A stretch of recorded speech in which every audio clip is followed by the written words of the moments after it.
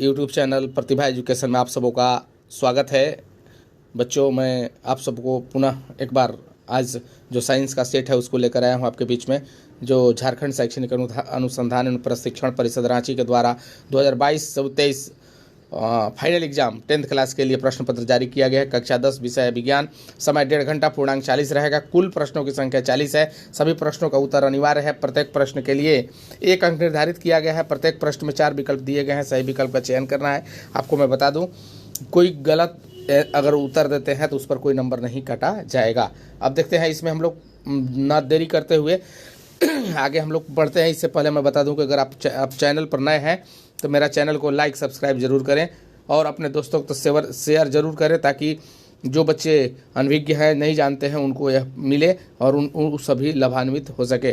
तो मैं देखता हूं इसमें पहला प्रश्न है, दाढ़ी बनाने में किस प्रकार के दर्पण का उपयोग किया जाता है। दाढ़ी बनाने में किस प्रकार का दर्पण का उपयोग किया जाता है। जैसा कि आप जानते हैं, आप दाढ़ी तो नहीं बनाते होंगे, आपके दादा दादी बनाते होंगे, यानी दादा बनाते होंगे, पिताजी बनाते होंगे। तो आप इसमें देख लीजिए, ऑप्शन नंबर सी आपका सही होगा। कौन होगा? ऑप्शन नंबर सी आपका सही होगा, अवतल। यानी गोलीय दर्पण में फोकस दूरी और वक्रता त्रिज्या का संबंध क्या होगा, यानी एफ बराबर आपको बताया गया है r/2 होता है, यानी 2 माने इसमें ऑप्शन नंबर बी सही होगा। अब देखिएगा इसमें आगे देखते हैं प्रश्न संख्या 3, प्रकाश के अपवर्तन की क्रिया में कौन सी भौतिक राशि अपरिवर्तित रहती है। आवृत्ति, वेग, तरंगदर, इनमें से कोई नहीं। यानी आवृत्ति, वेग तो बदलते रहता है, तरंगदर भी बदलता है, लेकिन आवृत्ति जो होती है वह नहीं बदलता है। इसलिए तीसरा का आंसर कौन सही होगा? ए सही होगा। चौथा नंबर, यानी चौथा नंबर में आप देख लीजिए, 1 मीटर फोकस दूरी वाले उत्तल लेंस की क्षमता कितनी होगी। 1 मीटर फोकस दूरी वाले उत्तल लेंस की क्षमता कितनी होगी, यानी इसका ऑप्शन नंबर 1 है 1/, जिसे आप जानते हैं ए बराबर क्या होता है 1/d, यानी 1/1 करेंगे, यानी कितना आएगा 1d आएगा। यानी 1d आंसर कौन है इसमें? बी होगा, प्लस में, क्योंकि उत्तल लेंस है यहाँ ना। उत्तल लेंस का जो भी होता है हमेशा क्या चीज़ होता है? पॉजिटिव होता है। अब आगे आते हैं question number 4D5। Question number 5, 4D क्षमता वाले अवतल लेंस की फोकस दूरी क्या है, क्या होगी। यानी आपको पता है कि 4D में अगर देखना है तो आप देख सकते हैं कि एफ बराबर क्या होता है? 1/d होता है ना बाबू। 1/d होता है तो 1/4 कर देंगे, भाग देंगे तो कितना आएगा? 25.25 आएगा। अब इसमें 0.25 में 100 से गुना कर देंगे सेंटीमीटर में बदलने के लिए, यानी कितना आएगा? 25 सेंटीमीटर। यानी इसका ऑप्शन नंबर कौन होगा? बी सही होगा।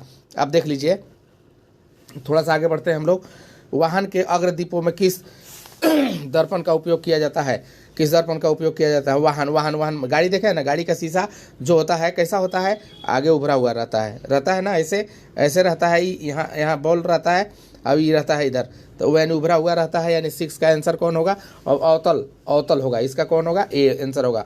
मानव नेत्र के जिस भाग पर किसी वस्तु का प्रतिबिंब बनता है वह क्या कहलाता है। देखिए, मानव नेत्र का जो प्रतिबिंब बनता, कार्निया तो नहीं हो सकता, परितक्ता नहीं हो सकती, पुतली नहीं हो सकता, दृष्टि पटल पर हम लोग का जो भी वस्तु का प्रतिबिंब बनता है सामान्य नेत्र का दूर बिंदु कितना है? दूर बिंदु अगर कोई पूछता है, आप समझ लीजिए इसका क्या होगा? अनंत होगा। दूर बिंदु कितना होगा? अनंत होगा। क्वेश्चन नंबर देखते हैं 9, मानव नेत्र में जाने वाली प्रकाश की मात्रा का नियंत्रण कौन करता है। नेत्र में प्रकाश जब जाता है तो उसमें नियंत्रण उसका कौन करता है? इसके दृष्टिपटल नहीं होगा, स्वच्छमंडल नहीं होगा, परितारिका हाँ ये होगा, पुतली नहीं होगा। यानी ऑप्शन नंबर सी सही होगा। मानव नेत्र में प्रतिबिंब की प्रकृति क्या होती है? मानव नेत्र जो होती है प्रतिबिंब कैसा बनाती है? सीधा तो नहीं बनाता है, उल्टा आभासी, उल्टा वास्तविक बनाता है। यानी ऑप्शन नंबर इसका कौन सही होगा? डी सही होगा। 1 किलोवाट निम्न में किसकी इकाई होती है? 1 किलोवाट। अब देख लीजिए, 1 किलोवाट जो होती है, और क्वेश्चन नंबर 11 का जो होगा 1 किलोवाट, उसका आंसर कौन होगा? 1 किलोवाट का होगा। देखिएगा आप बढ़िया से इसमें देख लीजिएगा कि 11 नंबर क्वेश्चन है, 1 किलोवाट में निम्न में किसका होगा? यानी इसका ऊर्जा का होता है। क्या चीज़? ऊर्जा का होता है किलोवाट, यानी ये आपका ऑप्शन नंबर बी सही है। अब 12 नंबर देखते हैं, कूलम किसका ऐसा ही मात्रक होता है? तो 12 नंबर में विद्युत आवेश का होता है। इसमें कोई दिक्कत नहीं है, छोटा छोटा प्रश्न है, हम लोग जल्द कर सकते हैं इसमें। विद्युत मोटर एक युक्ति है जो परिवर्तित करता है। क्या चीज़ को परिवर्तित करता है? विद्युत मोटर क्या चीज़ परिवर्तित करता है? विद्युत मोटर जब चलता है तो विद्युत ऊर्जा को यांत्रिक ऊर्जा में बदलता है, यानी ऑप्शन नंबर बी सही है। जल का विद्युत अपघटन किस प्रकार किया जाता है? देखिए, जल का विद्युत अपघटन कैसे होता है? जल का विद्युत अपघटन किस प्रकार किया जाता है? संयोजन अभिक्रिया के द्वारा, वियोजन अभिक्रिया के द्वारा, विस्थापन अभिक्रिया के द्वारा। अब समझिए, H2O है अगर आपके पास, क्या है 14 में H2O है, अगर वियोजन अगर इसका करना है तो क्या होगा? वियोजन होगा तो तोड़ेंगे, यानी इसका हम लोग क्या करेंगे? वियोजन अभिक्रिया कहेंगे। अपघटन जो होगा वियोजन अभिक्रिया के अंतर्गत होता है। 14 का आंसर कौन होगा? बी होगा। अब देखिए 15 देखते हैं हम इसमें। 15 में क्या है? CuO plus H2 arrow Cu plus H2O दिए हुए अभिक्रिया किस पदार्थ का चयन हो रहा है? देख लीजिए इसमें बढ़िया से, Cu है वो हट रहा है उसमें से, यानी इसमें किसका हो रहा है? 15 का डी होगा, यानी H2 का हो रहा है इसमें, यानी कौन होगा इसका? 15 का डी होगा, H2 का होगा। दिए गए चित्र में किस प्रकार का अभिक्रिया हो रही है? देखिए चित्र दिया हुआ है, अब बढ़िया से देख लीजिए। परख नली धागा है, कॉपर सल्फेट का विलयन है, लोहे का कील है। संयोजन अभिक्रिया, वियोजन अभिक्रिया और विस्थापन अभिक्रिया, और कौन सा है? द्विविस्थापन अभिक्रिया। 16 का आंसर नंबर आपका कौन सा होगा? अब देख लीजिए 16 का आंसर नंबर आपका हो गया 16 का हो गया सी, ऑप्शन नंबर सी आपका सही हो गया। आगे देखते हैं हम लोग, थोड़ा सा आगे बढ़ते हैं। क्वेश्चन नंबर 17, निम्नलिखित में कौन प्राकृतिक सूचक का उदाहरण है? प्राकृतिक सूचक जान रहे हैं आप लोग, 9 क्लास से पढ़ते आ रहे हैं। लाल लिटमस पत्र, यानी इसका ऑप्शन नंबर कौन होगा? सही आंसर सी होगा, लिटमस पत्र। समझे? आगे बढ़ते हैं। क्वेश्चन नंबर 18, क्वेश्चन नंबर 18 में हम लोग देखते हैं किसी बिलियन का pH मान 10 है तो वह निम्नलिखित में क्या है?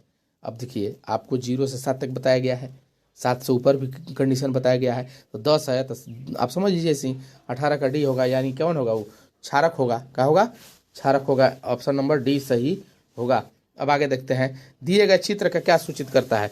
दिए गए चित्र में क्या सूचित करता है? आप देख लीजिए इसमें, आप किसी भी बॉक्स में अपना हाथ अंदर करते हैं, हमेशा हाथ साफ करना चाहिए, हमें प्रयोग से हाथ धोकर जाना चाहिए, हमें अम्ल के साथ रहना। सांद्र अम्लता क्षार में परिवर्तन की चेतावनी देती है, यानी आप समझ लीजिए कि 19 का जो ऑप्शन नंबर है डी है, ये क्या करती है कि चेतावनी देती है कि कौन सी का उपयोग करना है, कैसे करना है, यानी ऑप्शन नंबर डी सही है। इमली में कौन सी अम्ल पाया जाता है? ई। इमली में कौन सा अम्ल पाया जाता है? इमली में टार्टरिक अम्ल पाया जाता है, ये तो पता ही है। कौन अधातु कमरे के ताप पर द्रव अवस्था में पाया जाता है? ये भी सबको पता होना चाहिए, इसलिए कि जनरल क्वेश्चन है। ब्रोमीन है। आगे है 22 नंबर, निम्नलिखित में किस पदार्थ का उपयोग अग्निशामक बनाने में किया जाता है? Sodium carbonate, sodium hydrocarbonate, sodium chloride, sodium hydrochloride, यानी 22 का ऑप्शन नंबर बी आपका सही है। कौन है? बी सही है, यानी आप इसको बी में सही मार सकते हैं, कोई दिक्कत नहीं है। आगे बढ़ते हैं 23, क्वेश्चन नंबर 23, आधुनिक आवर्त सारणी किस आधार पर बनी है? उदाहरण बताइए। आधुनिक आवर्त सारणी जो है किस आधार पर बनी है? बनी है परमाणु संख्या पर, परमाणु द्रव्यमान पर, परमाणु की संरचना पर, परमाणु के आकार पर।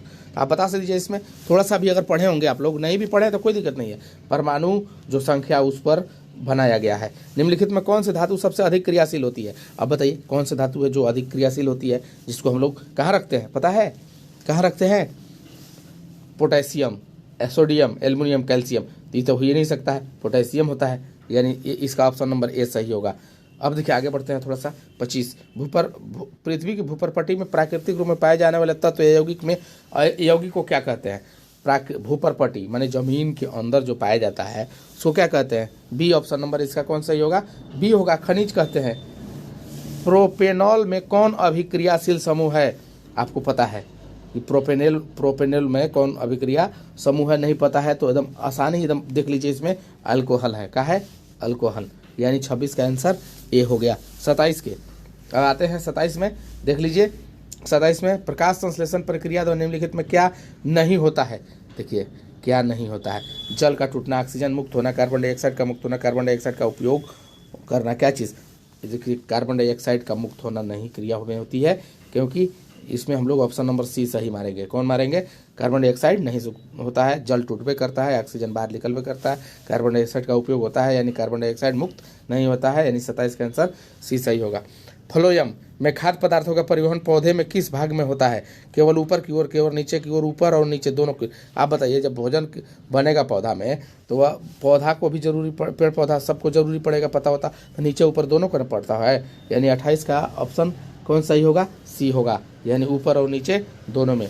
अब देखिए आते हैं 29 में, ब्रिक की रचनात्मक तथा क्रियात्मक इकाई को क्या कहते हैं? ब्रिक की रचनात्मक और क्रियात्मक इकाई को क्या कहते हैं? 29 नंबर हो गया बी, इसका आंसर कौन हो गया? B, brick. ब्रिक का ब्रिकाणु इसको बोलते हैं हम लोग, क्या चीज? ब्रिकाणु, ब्रिकाणु बोलते हैं ना, इसको थोड़ा मिस किया है, आप देख लीजिएगा इसको आगे। फल को पकाने में कौन सा हार्मोन उत्तरदायी होता है? फल को पकाने में कौन सा हार्मोन उत्तरदायी होता है? ये देखिए, आप पढ़े होंगे बहुत अच्छे से। एथिलीन, एथिलीन जो होती है, क्या होता है फल को पकाने में? क्या होता है? एस्ट्रोजन स्रावित होती है, कहाँ से? एस्ट्रोजन स्रावित कहाँ से होती है? 31 का ए आंसर होगा, अंडाशय से होती है। अब देखिएगा, थोड़ा सा आगे बढ़ते हैं हम लोग। नर युग्मक और मादा युग्मक के संलयन को क्या कहते हैं? नर युग्मक और मादा युग्मक के संलयन को निषेचन कहते हैं, निषेचन कहते हैं, कोई दिक्कत नहीं है। 32 का बी हो गया। अब देखिए 33 में दिए गए चित्र में कौन सा जनन हो रहा है? अब देखिए इसमें ई भाग है ना, ई भाग जो है टूट रहा है, उससे क्या हो रहा है? टूट रहा है, इससे ई वाला टूट रहा है ना, इसलिए इसको हम लोग क्या कहेंगे? हम लोग क्या कहेंगे बताइए आप थोड़ा सा, कि क्या कहेंगे? इसको कहेंगे हम लोग ए, मुकुलन। क्या कहेंगे? मुकुलन। टूट रहा है इसलिए मुकुल अपना बना रहा है। अब आगे देखते हैं हम लोग इसमें, पक्षी और चमगादड़ के पंख होते हैं, समझात अंक कौन सा होते हैं? जैसे आपको पक्षी और चमगादड़ के पंख होते हैं, 34 का डी, असमझात अंक होते हैं, दोनों एक जैसा नहीं होता। मेडल अपने प्रयोग में किस पौधों को चुना था? मटर का, ये तो सब लोग जानते हैं। 35 का सी आंसर। निम्नलिखित में कौन उत्पादक है? निम्नलिखित में कौन सा उत्पादक है? सांप, मेढक, घास। अब देखिए उत्पादक कौन है? उत्पादक मैंने शुरू में जो होता है उसको खा के कोई आदमी जीवित रहता है, लेकिन किसी को नहीं खाता है, यानी 36 का सी आंसर होगा, घास। किसी आहार श्रृंखला में शाकाहारी का निर्माण कैसे होता है? प्रथम स्तर पर शाकाहारी, द्वितीय स्तर पर, तृतीय स्तर पर, चतुर्थ स्तर पर। आप समझिए, घास है वो तो प्रथम हो गया, उत्पाद हो गया। और घास को कौन खाता है? घास को खाने वाला लोग क्या कहलाते हैं? 37 का ए होगा, प्रथम पोषी स्तर। अब देखिए आगे, ओजोन परत के अपक्षय के लिए जिम्मेदार कौन होता है? ओजोन परत के अपक्षय के लिए कौन जिम्मेदार होता है? 38 नंबर इसका होता है CFC, क्लोरोफ्लोरोकार्बन। समझे? निम्नलिखित में कौन सा जैव मात्रा ऊर्जा स्रोत का उदाहरण नहीं है? 39 का ऑप्शन नंबर नाभिकीय, यह नहीं है। अब देखिए आगे आते हैं 40 नंबर, पवन ऊर्जा उत्पादन करने के लिए पवन की चाल न्यूनतम कितनी होनी चाहिए? बहुत आसान है, सबसे कम अगर पवन ऊर्जा उत्पन्न करना है तो उसकी चाल कितना होना चाहिए?